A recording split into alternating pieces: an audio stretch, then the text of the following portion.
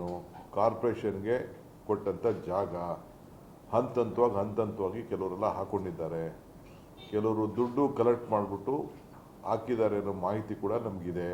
ಅವ್ರ ಮೇಲೆ ಕಾನೂನು ರೀತಿ ಕ್ರಮ ನಮ್ಮ ಅಧಿಕಾರಿಗಳು ಐಡೆಂಟಿಫೈ ಮಾಡಿ ಅವ್ರ ಮೇಲೆ ಕ್ರಮ ಕೈಗೊಳ್ತಾರೆ.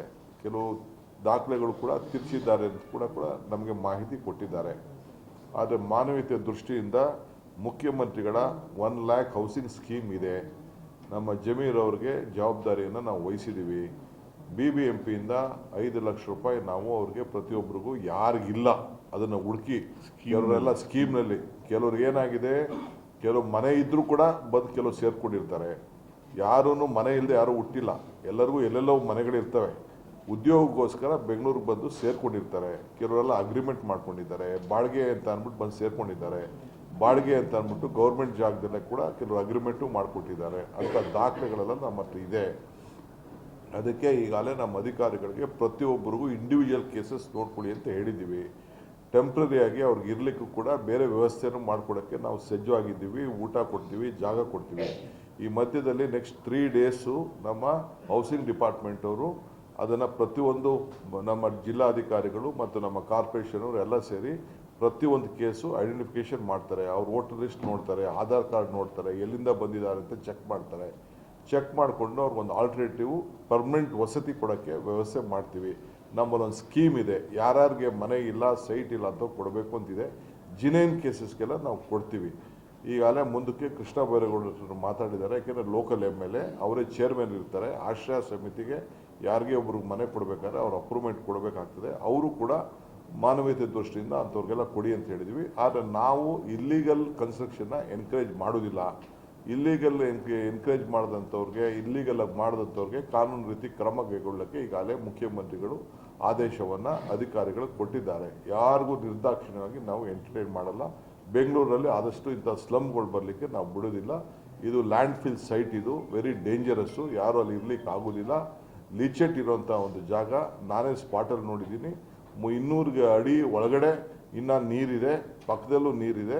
15 ಎಕರೆನ ಈಗಾಗಲೇ ಸರ್ಕಾರದವರು ನಮ್ಮ ರೆವಿನ್ಯೂ ಡಿಪಾರ್ಟ್ಮೆಂಟವರು ಕಾರ್ಪೊರೇಷನ್ಗೆ ಅದನ್ನು ಸಾಲಿಡ್ ವೇಸ್ಟ್ ಮ್ಯಾನೇಜ್ಮೆಂಟ್ ವಿಚಾರಕ್ಕೆ ಕೊಟ್ಟಂಥ ಜಾಗ ಇದು. ಆದ್ದರಿಂದ ಅಲ್ಲಿ ನೋಡಿ ಸುತ್ತಮುತ್ತಲು ಪರಿಸರನ ಕಾಪಾಡಲಿಕ್ಕೋಸ್ಕರ ವ್ಯವಸ್ಥೆಯನ್ನು ಮಾಡಿದ್ದೀವಿ. ಬಟ್ ಇವತ್ತು ನಾವು ಬೇರೆಯವ್ರಿಗೆ ನಾವು ರಾಜಕಾರಣ ಮಾಡಲಿಕ್ಕೆ ಅವಕಾಶ ಕೊಡೋದಿಲ್ಲ. ನಮಗೆ ನಮ್ಮ ವರಿಷ್ಠ ನಾಯಕರು ಈ ರೀತಿ ಬರ್ತಾ ಇದೆ ನೋಡಿ ಅಂತೇಳಿ ನಮಗೆ ಸ್ವಲ್ಪ ಸಲಹೆಗಳನ್ನು ಕೊಟ್ಟಿದ್ದಾರೆ. ನೋಡಿ ಇದನ್ನು ರಾಜಕಾರಣ ಮಾಡ್ತಾ ಇದ್ದಾರೆ ಅಂತ. ಅದಕ್ಕೆ ಮುಖ್ಯಮಂತ್ರಿಗಳು ಇದ್ರ ಗಮನ ಹರಿಸಿ ಮುಂದಕ್ಕೆ ಇದನ್ನು ಯಾವ ರೀತಿ ಬರಬಾರ್ದು ಅನ್ನೋ ದೃಷ್ಟಿಯಿಂದ, ಮಾನವೀಯತೆ ದೃಷ್ಟಿಯಿಂದ ಅವ್ರಿಗೆಲ್ಲ ಒಳ್ಳೆ ಮನೆಗಳನ್ನು ಕೊಡಬೇಕು, ಯಾರಿಗಿಲ್ಲ ಅಂಥವ್ರು ಮಾತ್ರ ಕೊಡಬೇಕು ಅಂತ ತೀರ್ಮಾನ ಮಾಡಿದ್ದಾರೆ.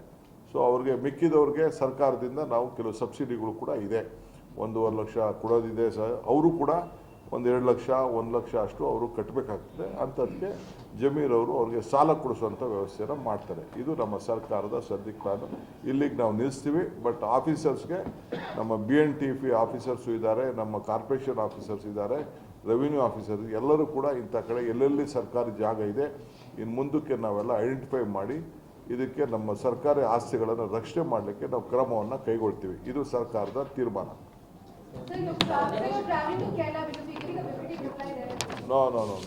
That is a different case.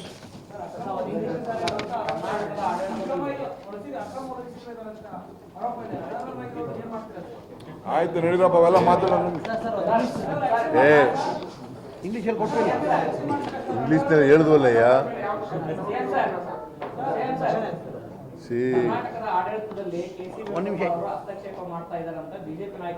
ನೋಡಯ್ಯ, ಈಸ್ ಅವರ್ ಲೀಡರ್. ಒಂದು ನಿಮಿಷ ಇರಿ sir. Is our leader, is our general secretary. He has all rights to advise us.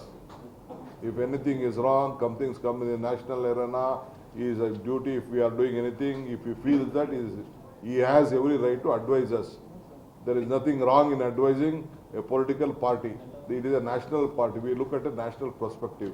For humanitarian ground, for the poor people, we are there to help the people. They have guided us in various aspects. Today also they will guide. Tomorrow also they will guide. There is nothing there. They are not interfering in our administration.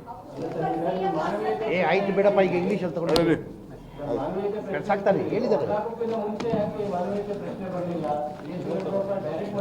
ಆಯ್ತು, ಮಾಡಿ ರೀ. ಅವ್ರು ನಮ್ಮ ಜೊತೆ ಚರ್ಚೆ ಮಾಡಿದ್ದಾರೆ.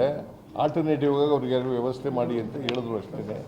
ನಮಗೆ direction ಕೊಟ್ಟಿಲ್ಲ ಅಥವಾ ಅವರು ಹಿಂಗೆ ಮಾಡಬೇಕು ಅಂತ ಹೇಳಿಲ್ಲ ನಮಗೆ.